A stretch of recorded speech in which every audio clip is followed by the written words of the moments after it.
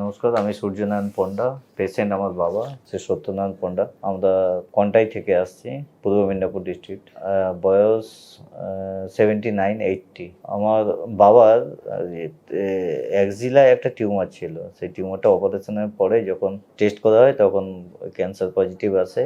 তারপরে আমরা হসপিটালে দেখাই ডক্টরের কাছে, সেখানে আবার পুনরায় ওখানে অপারেশন করাতে হয়। মার্জিন আসার পরে মার্জিনটা যখন ক্লিয়ার হয় তখন পুনরায় ওখানে আমরা অঙ্কোলজিতে ট্রিটমেন্ট করি। ট্রিটমেন্ট করার পরে কিছুদিন ভালো ছিল, যখন পরবর্তীকালে পেট সিটি করা হয় তখন দেখা গেল যে আরও দুটো জায়গায় মানে ক্যান্সারটা স্প্রেড করেছে।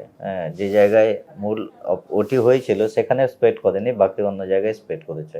তখন তার ফলে রেডিয়েশন নেওয়া হয়।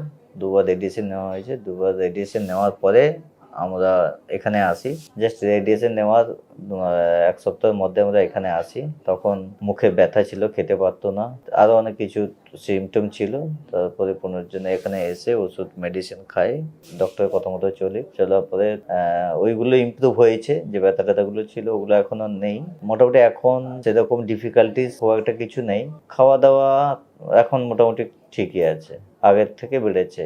আগের থেকে মিনস মানে যখন এখানে প্রথম আসি তখন তো ওই রেডিয়েশন নেওয়া ছিল, তখন পরে খেতে দিতে পারতো না। তার থেকে এখন ঠিক ঠিকই আছে, এখন খেতে দিতে পারেন।